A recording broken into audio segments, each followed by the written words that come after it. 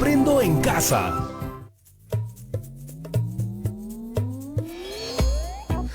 Uy, no, por acá hace tanto frío que pondría las manos al fuego por cualquiera. ¿Y cómo está el clima por allá? Uy, qué rico, calorcito. Primo, ya te tengo que colgar porque estoy aquí en medio de algo muy importante. Nos vemos. Ya, gracias, chao. Hola amigas y amigos de tercero de secundaria. ¿Cómo están? Yo aquí con un frío que parecen dos. Seguro que muchos de nosotros tenemos familia o amigos en diferentes regiones de Perú, o incluso en el extranjero. Hace un rato estaba hablando con un primo que se acababa de mudar a otro país y me estaba contando que donde vive él ya está empezando el calorcito. También me dijo que allá no hay ciertas frutas o animales que podemos encontrar aquí, y esas diferencias están influyendo en sus hábitos alimenticios, en su salud y en otras cosas más. Entonces su proceso de adaptación no está siendo tan fácil que digamos. Y yo me quedé pensando en qué tan difícil será adaptarse a una determinada zona climática. Luego me puse más filósofo y preguntaba, ¿cómo impactarán nuestras actividades económicas en la diversidad climática? ¿Y cómo encuentra uno o una la armonía entre nuestras actividades y los recursos que nos ofrecen los ecosistemas locales o de nuestra región? Me han pasado un video bastante bueno que me va a ayudar a analizar mejor estas dudas. ¿Quieren verlo ustedes también? Vamos entonces con el video. ¿Sabías que en estas zonas donde no existe el bloqueador y hay harto sol, existen dos tipos de bosques? El ecuatorial, conocido por ti y por muchos como la selva, y también el tropical.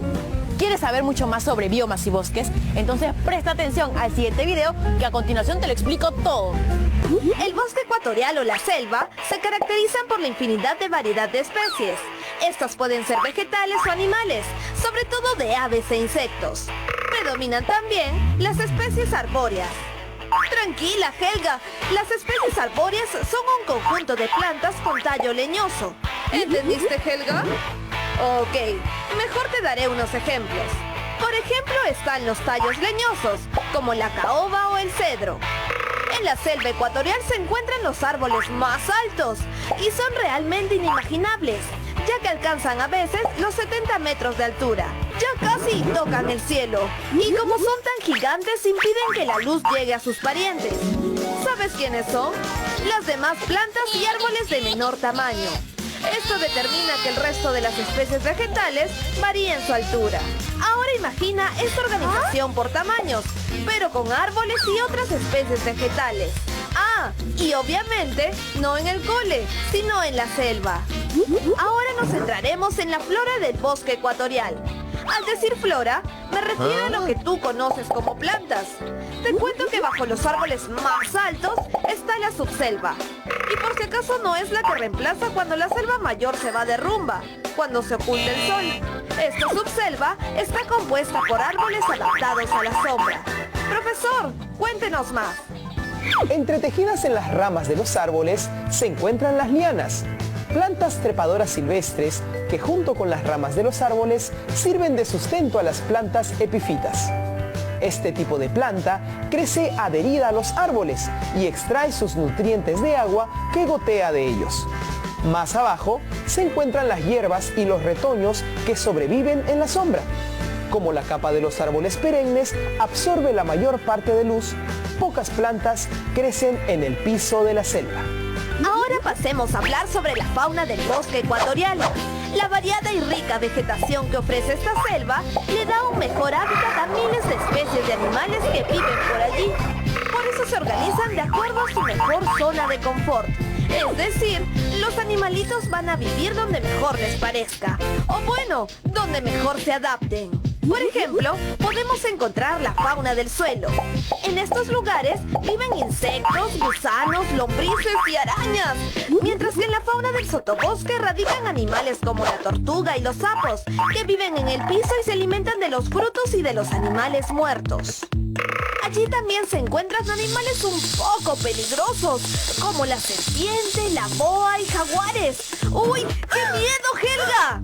Y si les pareció poco, tienen que saber que en esta zona también viven los zorros, con sus amigos los venados, los jaguares, armadillos, sajinos, entre muchos otros, que De vez en cuando, para no perder la costumbre, se animan a jugar una pichanguita. Por otra parte, en la fauna de los troncos encontramos animalitos mucho más traviesos y divertidos, como los monos, zarigüeyas y ardillas, que se refugian en los huecos de los árboles.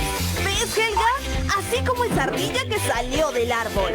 Y por último, tenemos a la fauna de las coronas. Aquí podemos encontrar animales de alas y buen viento, como los tucanes, loros, papagayos, murciélagos y águilas. ¿Has pensado en cuál de estas zonas te gustaría pasar un día? ¡Wow! ¡Qué alucinante la diversidad de animalitos que puede haber en la selva! Algún día me gustaría estar en la zona de las coronas para ver a los tucanes y loros. Pero ya que hablamos de la flora y la fauna del bosque ecuatorial o selva, pasaremos a hablar sobre el bosque tropical. ¿Sabías que el bosque tropical se encuentra en zonas donde hay altas temperaturas durante todo el año? Hay estaciones mucho más secas y definidas, es decir, llueve, y estas lluvias terminan influyendo en la vegetación. Aunque también está dividida por zonas, existen árboles de menor tamaño, aproximadamente de 10 a 30 metros. Este bosque sirve de transición entre las selvas y las sabanas. Lo sé, no es lo que estás pensando.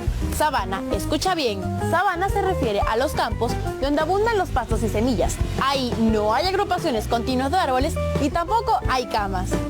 En cuanto a la fauna de los bosques tropicales, los árboles se encuentran más distanciados. Y no porque hagan distancia, sino porque pierden hojas durante la época seca. En el bosque tropical abundan los árboles, arbustos y epífitas. ¿Las epífitas se comen? ¡Claro que no, Helga! Las epífitas son unas plantas que crecen sobre otras plantas. O sea, nunca las dejan plantadas porque no enraizan sobre el suelo. Y si hablamos de la fauna en los bosques tropicales, podemos darnos cuenta que la diversidad de especies que existen allí es mucho menor a la del bosque ecuatorial. Pero no menos importante para las aves migratorias, que cuando están en su época de relax, es decir, no productiva, acuden a matar el tiempo por esos lares, ya que las aves del bosque tropical se adaptan rápidamente a su estacionalidad. Ahora, de lo bueno y bonito que tiene la selva para nosotros, pasaremos a desarrollar algo que está muy mal y que por consecuencia de los hombres no debería hacerse. Se trata de las malas actividades que realiza el ser humano en el interior de la selva. Al interior de la selva viven poblaciones nativas que están agrupadas en pequeñas aldeas aisladas. Y mayormente, estas personas están dedicadas a la caza y a la agricultura. Con respecto a la agricultura, encontramos dos tipos, la migratoria y la moderna. Helga, ¿quieres saber cuál es la diferencia entre ellas? Pues entonces te explico enseguida. La agricultura migratoria es un tipo de agricultura tradicional. ¿Sabes por qué? Porque emplea instrumentos sencillos. Por ejemplo, en este tipo de agricultura, Helga puede utilizar un palo de cavar, la hoz, machetes y en la misma tierra puede cultivar yuca, maíz, camote y a esto se le conoce como policultivo. Además, lo que Helga podría producir sería solo y únicamente para ella y su familia. La agricultura moderna está dedicada al monocultivo, es decir, dedica toda la tierra disponible al cultivo de una sola especie vegetal. Este tipo de agricultura desplaza a los cultivos de subsistencia, llegando a perjudicar a la población nativa. Además, este tipo de agricultura cultiva de acuerdo con la demanda del mercado exterior. Las zonas templadas reciben este curioso nombre porque se diferencia el invierno, verano, otoño y primavera. En estas zonas no podrías confundirte, ya que en verano hay sol, en invierno llueve, en otoño caen las hojas de los árboles y en primavera todo florece. La vida en estas zonas templadas es bien chévere y agradable. Por eso son las más pobladas del planeta, por sus condiciones físicas, climáticas y geográficas. Además, son aptas para la agricultura y crianza de animales. En estas zonas se puede vivir feliz como una lombriz. Este grupo de climas se clasifican entre los hemisferios norte y el hemisferio sur de la Tierra. Debido a estas divisiones encontramos tres tipos de clima: clima atlántico o oceánico, clima mediterráneo y por último el clima continental. Comencemos desarrollando el clima atlántico u oceánico. Este medio se caracteriza por las suaves temperaturas durante todo el año, debido a la influencia moderada del océano. Estas zonas carecen de estaciones secas. ¿Ah? o sea que carecen jornadas calurosas y soleadas. Es decir, Helga podría andar muy tranquila durante todo el año con una chompa manga larga y una que otra chalina. Sin comer helados. Este clima oceánico se extiende por las costas occidentales de América, pero especialmente por Europa. Allí el frío es más bajo a medida que avanza la latitud y se penetra en el continente. Las abundantes lluvias y las temperaturas moderadas originan las formaciones boscosas densas como los bosques caducifolios. Tranqui, algo así como una asociación vegetal. Veamos qué nos puede decir el profe sobre esto. Los bosques caducifolios son árboles que pierden sus hojas durante el invierno. Cuando las hojas de los árboles caen, dejan los suelos cubiertos de hojarasca, la cual se descompone por defecto de la humedad, los hongos y las bacterias. Esto origina que en esta región predominen los suelos ricos en humus. Las especies caducifolias más importantes son el roble, el haya, el fresno y el carpe. También crecen algunos árboles de hoja perenne como el tejo y el acebo. Ahora pasaremos a hablar del clima mediterráneo. Este se extiende principalmente en torno al mar de su mismo nombre. En esta zona se presentan inviernos más o menos suaves y veranos cálidos. Hay tiempo lluvioso y templado en invierno y muy seco y cálido en verano. Estos tipos de clima se dan en los países ribereños del Mediterráneo, como Turquía, Egipto, Palestina, Siria, entre otros. Pero también se da en Australia, California, Chile Central y en la República Sudafricana. Aquí, a pesar de que no hay abundantes lluvias, no es motivo suficiente para el desarrollo vegetativo, y es que las plantas crecen y desarrollan mecanismos de adaptación. Por ejemplo, el bosque mediterráneo está compuesto por matorrales. Helga, un matorral no es más que una zona donde hay césped, hierbas y plantas. ¿Quedó claro? Bueno, entonces seguimos. El bosque mediterráneo está compuesto por matorrales y arbustos, especies de poca altura, corteza gruesa y hojas pequeñas y duras, donde probablemente se escondan los duendes. No, mentira. Aquí la vegetación típica es el encinar. Pero cuando las lluvias son abundantes, el arco nocal llega con todo y se queda allí. Por otro lado, a la población le encanta mucho esta zona. ¿Sabes por qué, Helga? Es muy probable, Helga, pero básicamente es por su clima bonachón. Aunque lamentablemente muchos bosques fueron talados por el hombre, debido a que el suelo en esta zona favorece la actividad agrícola. Por esta razón, la vegetación de tipo arbustivo es muy pobre. Una pena. Chicos, interesante, ¿verdad? Bueno, hasta el momento hemos hablado de dos climas, el Atlántico, Mediterráneo, pero nos falta hablar de uno más. ¿Sabes cuál es? No te preocupes, porque para eso estoy yo aquí, para ayudarte. El clima que nos falta desarrollar es el clima continental. Este clima posee temperaturas contrastadas. En invierno hace mucho frío y puede llegar hasta los -3 grados centígrados. En verano es muy caluroso y cálido. Este clima se localiza en el interior de los continentes y abarca gran parte de Europa, Asia y América del Norte. El medio continental posee 3 biomas. Espera, nota mental. Estos biomas son las estepas y praderas y la taiga o bosque boreal. Vamos a verlo. Hola, ¿me explican qué son las praderas? Claro que sí, Helga. Las praderas son ambientes templados, algo así como bipolares, ya que presentan veranos muy cálidos y también inviernos muy fríos. Al interior de los continentes, a menudo, las temperaturas dan miedo, ya que son extremas. En cuanto a la vegetación de las praderas, se ven muchas gramíneas. Las gramíneas son estas, mira, plantas herbáceas raramente leñosas. Su altura tienen una relación muy cercana y seria con las lluvias. Ellas se encuentran directamente vinculadas. Los ambientes de las praderas facilitan el movimiento de los animales herbívoros grandes que viven en manadas. En cambio, a los animalitos pequeños les cuesta un poco más vivir en las praderas, ya que cavan madrigueras y viven en colonias. Y por cierto, ¿sabías que las praderas de América del Norte son originarios los bisontes, el tejón americano y la mofeta rayada? Mientras que las estepas son territorios llanos de vegetación, que para su mala suerte carecen casi por completo de árboles. Sus suelos son ricos en minerales, aunque carecen de materia orgánica. ¡Ay, qué penita! Pero no todo es tan malo, ya que de las estepas de Euroasia son originarios los caballos salvajes. Ahora bien, expliquemos la taiga o bosque boreal. Esta se encuentra en el hemisferio norte de alta latitud, donde los inviernos son muy, pero muy largos y fríos. La taiga está compuesta por coníferas. Las coníferas son árboles en forma de conos, pero no de cumpleaños, ya que estos árboles son considerados los más altos de la Tierra. ¡Wow! ¡Súper margaritos! Entre los animales que habitan en la taiga se encuentra el lince boreal y el supercastor. Cabe resaltar que algunas especies de este territorio invernan y otras emigran durante el invierno. Helga, pero de todas ellas, la zona que más nos interesa saber son las praderas. Por eso, preguntémosle al profe qué más nos puede decir sobre ellas. Los seres humanos han transformado las praderas más productivas en campos de monocultivos de cereal.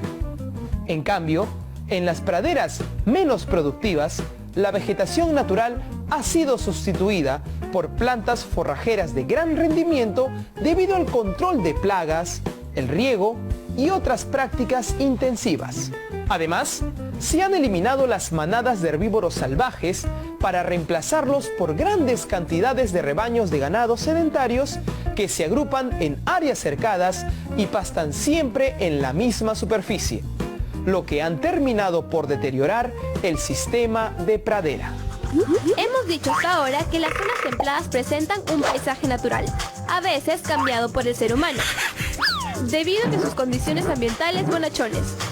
Sus características los convierten en los medios más poblados del planeta, aunque estas zonas solo ocupan alrededor del 30% de las tierras, albergan casi el 70% de la población mundial. Obviamente la mayoría de los habitantes trabajan y viven en las ciudades. Por eso ahora veamos cómo es que los habitan. Primero veamos el medio oceánico. Este es el más poblado y por lo tanto el que más modificaciones ha sufrido, ya que muchos bosques se han talado para obtener madera o para ser reemplazados por cultivos, zonas de pastos, ciudades, fábricas y hasta vías de comunicación. De estos malos actos tampoco se han escapado el interior de la zona mediterránea, y es que también se talaron bosques. ¿Para qué? Buena pregunta, Helga. Pues para crear campos de cultivos de trigo, vid y olivo, y también zonas de pasto para la alimentación del ganado. En estas zonas también se han desarrollado huertas en las que se cultivan hortalizas, verduras, legumbres y frutas. Otra de las cosas que se ha transformado en esta zona ha sido la actividad del turismo. En lo que respecta al medio continental, la pradera es la zona de clima continental más humanizada, ya que allí se encuentran ciudades, extensos campos de cultivos y explotaciones ganaderas. El sobrepastoreo en las praderas ha eliminado gran cantidad de plantas autóctonas y ha deteriorado el martillo de humus que recubre el suelo. Asimismo, la falta de agua y de nutrientes necesarios hace que se reduzca la cubierta vegetal y se erosione el suelo, lo que ha llevado incluso a la desertificación.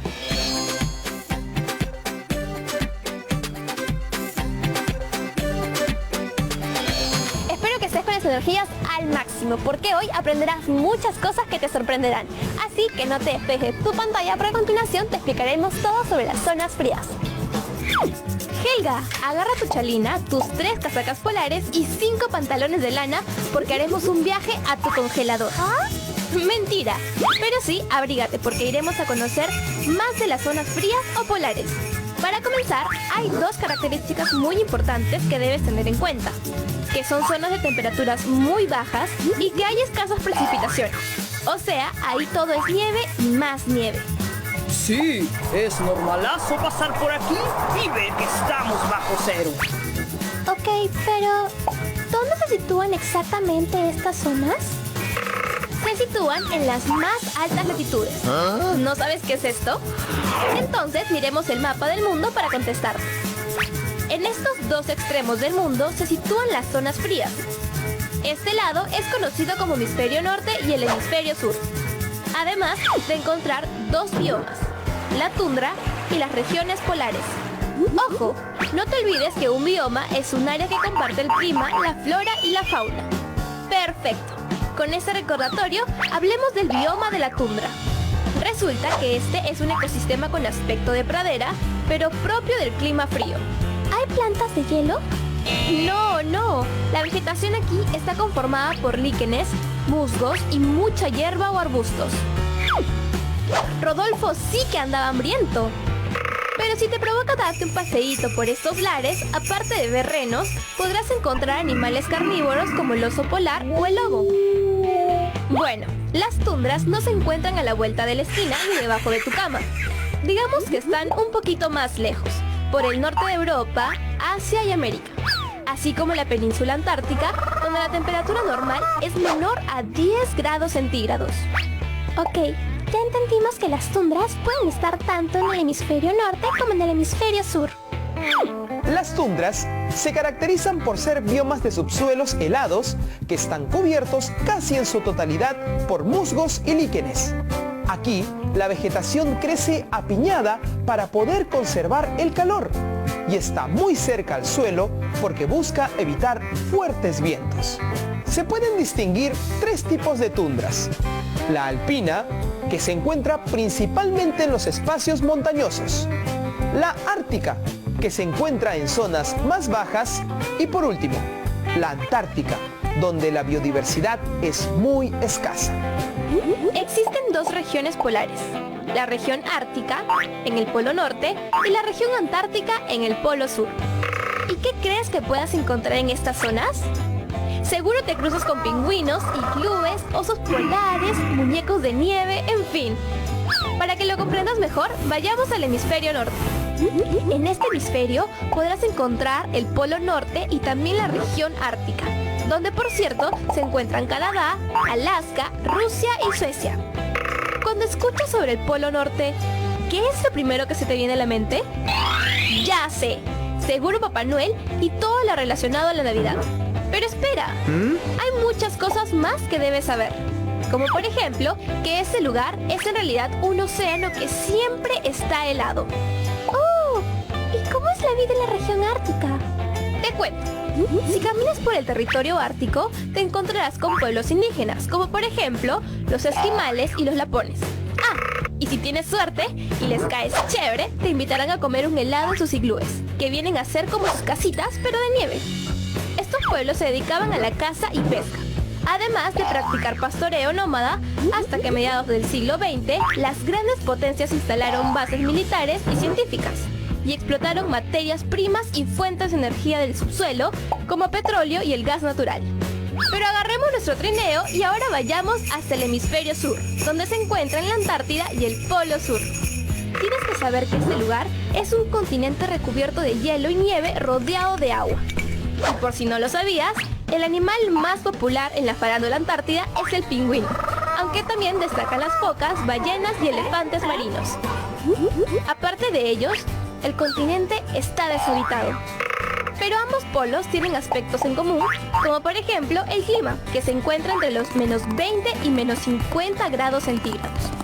Los elementos típicos del paisaje polar en general son el hielo y nieve, pero hay formaciones como los canchales, que son áreas formadas con rocas fragmentadas, los glaciares, o sea, grandes masas de hielo, y por último, los islandes, que son inmensas capas de hielo de las que se desprenden los icebergs.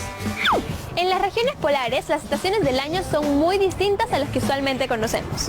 Por ejemplo, en verano el sol no llega a desaparecer, solo desciende sobre el horizonte y por lo tanto no hay noche. Todo lo contrario a lo que sucede en invierno. Ahí sí puedes esperar el amanecer, pero te van a salir raíces porque la noche es eterna. Ya hemos aprendido mucho sobre las zonas polares. Ahora sabemos que cuando hablamos del hemisferio norte, también hablamos de la región ártica, el polo norte y también de las regiones más pobladas, donde viven los pueblos indígenas como los esquimales y los lapones.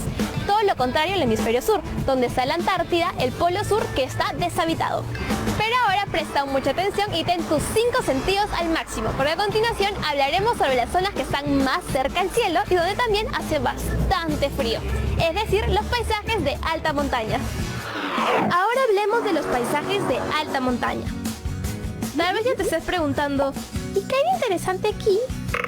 Si crees que solo hay un montón de montañas, una tras otra, la verdad, estás en lo correcto. Pero el ser humano es muy chévere y creativo, así que las ha terminado usando para hacer deportes extremos. Así es, muchos como Helga suelen ir a estos lugares porque aquí la actividad deportiva es pan de cada día, gracias al motocross, el snowboard y el esquí. Bravazo, ¿no? En los paisajes de alta montaña podemos encontrar dos zonas. Zonas templadas y zonas intertropicales. Profe, ¿qué nos puede decir al respecto? En las zonas templadas, poseen tierras de cultivo que se encuentran debajo de los 1000 metros sobre el nivel del mar. Entre los 1800 y 2400 metros se encuentran los prados y los pastos de alta montaña. Pero cuando la altura va siendo mayor, la vegetación comienza a desaparecer y ya al llegar a la cima, lo único que cubre el suelo es la nieve. Por otro lado, los paisajes de montaña de zonas intertropicales se caracterizan por ser lugares menos fríos que los de alta montaña de zona templada y la vegetación también es mayor. ¿Qué tal diversidad de climas que existen en el mundo, vieron? Ahora sabemos que junto al relieve tienen un impacto sobre la vida de los seres humanos, así como de la flora y de la fauna. ¡Qué loco!, ¿no? Bueno, después de haber visto el video, creo que ya podemos responder a mis preguntas iniciales. Pero yo no voy a ser el único que se ponga manos a la obra. Ahora es tu turno, y el desafío es el siguiente. Elabora un artículo de opinión sobre cómo buscamos la armonía entre nuestras actividades y los recursos que nos ofrecen los ecosistemas locales o de nuestra región. No olviden que su artículo de opinión debe incluir A. Tu posición respecto a la pregunta y B. Las ideas que sustenten esta posición. Bueno, chicas y chicos, ya llegamos a la parte final del programa. No olviden de registrar sus trabajos en sus portafolios para así tener todas las evidencias de sus aprendizajes. Recuerden también lavarse las manos frecuentemente con agua y con jabón por al menos 20 segundos. Y si van a salir a la calle, que sea solo cuando sea necesario, usando su mascarilla y respetando el metro de distancia como mínimo. Nosotros nos vemos en una siguiente edición de Aprende en Casa. ¡Chao, chao, chao!